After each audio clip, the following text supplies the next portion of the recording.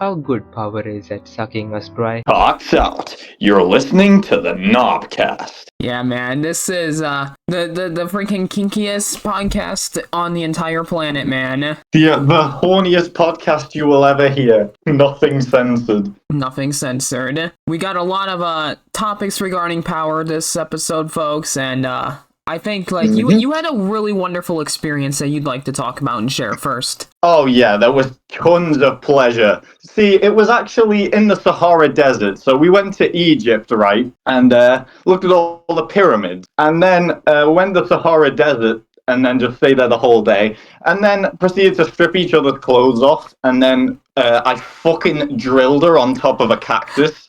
It was at 3 a.m., so all the coyotes and that got to watch.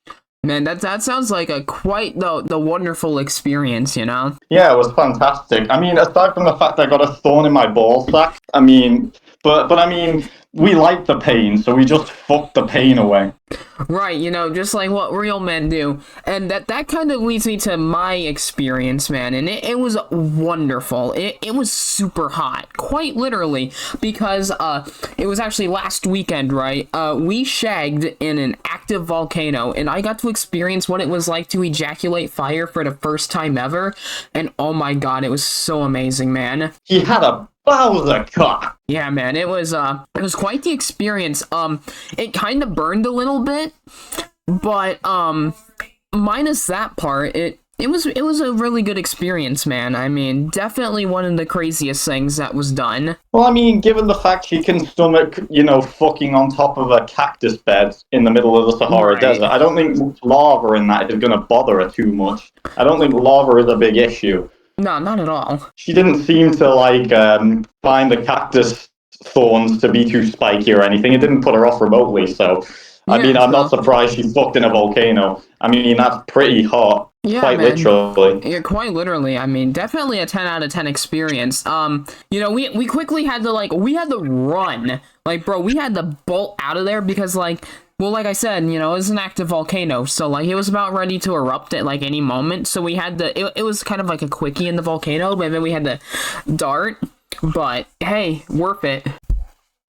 Yeah, fair enough. I mean, at least you escaped alive, because otherwise she would have ejaculated inside the carcass, so... Yeah, wouldn't have been the greatest experience. Imagine if she just, if you didn't make it out in time, and she survived the, eruption, and then she just, fucks the dead body. It seems like something she'd probably do. She just drinks the blood. Yeah, so it'd be something right along those lines, yeah. But the story gets crazy, because, you know, so we escaped the active volcano, right? And then we went to Africa, you know, to see the elephants, right? And we really wanted to get a picture. So we got a photo, right? But then something happened.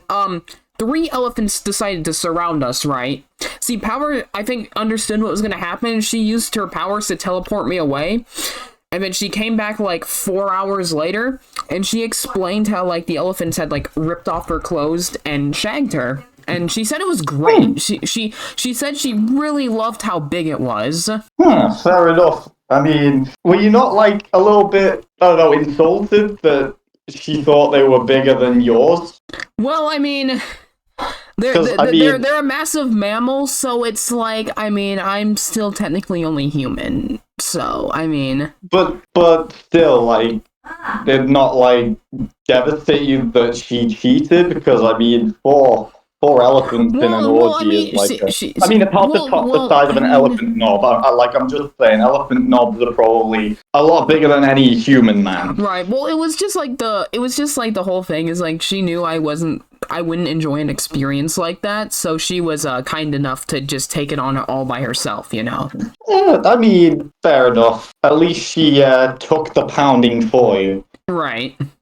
But I feel and didn't seem to have any objections. And you know, Power also explained to me another week later on the weekend how about one of the experiences she had with you about being on top of Brock Lesnar or something like that. So I kind of want to hear about this. So this was During a training session, right? So she watches my boxing training when I'm hitting the mannequin. You may have seen it in some videos outside. I hit this mannequin. It looks a bit like Brock Lesnar. So we position it down on top of the table. I take him off the little stand that he's on, and we get on top of him, and I just fucking drilled a hole straight through Brock Lesnar's chest. Like we fucked through the chest of him, and then fell onto the floor. A bit of a roll around sex on the ground. Right. Yeah, so it turned from boxing into like a pummeling of Brock Lesnar's chest and pummeling the pussy. Right. I mean, it sounds pretty hot. Sounds pretty fun. Yeah. I mean, I was full of testosterone during the training anyway, so it kind of just erupted out. Right. A bit like the volcano sex, but like exactly. Even more sperm than lava. Right. It sounds like it was a lot of fun for sure. Oh yeah, I fucking got hot sperm everywhere. Yeah. So, it kind of leads me to a question of, of last month, if you did anything else that was, worth mentioning, because, it's one of those things where it's just like, you get her on the weekdays, I get her on the weekends, right? And it's like, crazy stuff can happen, sometimes you have semi-normal stuff, but then it gets really crazy, so, Oh, well, there was this one super crazy one last month, very recent, that I wanted to bring up, so... She was super dominant this time around. Like, I was insisting, like, what if I go on top? But then she wanted to go on top, and then I ended up just agreeing. Now, In the end, puts on a strap on. Okay. That's actually a drill. She puts on this big, massive drill, and then we have eye sex. Okay. Yeah, so she drilled holes through my eyes. All right. Like, and then the strap-on goes so deep into the eyes that it comes out of the other side of my head. Okay, that's I had to get new AI eyeballs put in through this new surgery they do, and have them surgically replaced. But it was fully worth it. Oh yeah, for sure. Anything for her. Oh, definitely. She can get away with anything because she's the ultimate waifu. But. Right. I did end up losing my eyes during the strap-on activity, but I mean, it was worth it in the end. Right, no doubt about it. Just like how, and this is my last highlight for myself, because, we're working out the kinks, right? We're working out some of the more crazy stuff that we can do. One of the last experiences of last month, very recently, was actually, it was a great experience. So we got on top of an airplane, right? So the airplane is just about ready to, take off, right? And we start shagging on top on one of the wings, right? Well, we played it really risky. Like, we did a few sessions, and we scrambled and alternated between which wing we were doing it on. And we tried to also get other people's attention that were, on the flight. But then it was weird because there was nobody else on the plane, so it was just a pilot or an autopilot going on. So we thought that was a little strange, but that didn't stop us from alternating. And an accident happened. We flew into the Twin Towers, and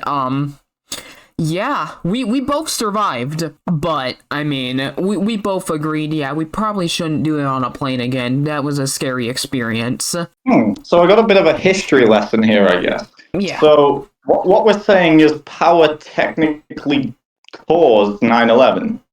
Yeah, I guess technically we both did. I mean, she distracted the pilot, but still. Well, it's kind of weird because it's just we didn't know where the plane was going ahead of time. We just decided, hey, let's go shag on top of an airplane. So we did that. We had no idea what was gonna happen, though. Yeah, I suppose it makes sense. Just being adventurous, and then an innocent bit of fun turned into that. Yeah. Wow. But yeah, crazy. That was all the highlights, at least from my month. Sounds like you had a lot of your own crazy highlights as well. Oh yeah, including cave sex. So we were doing it in the pitch black of a cave. I couldn't even see where my knob was going.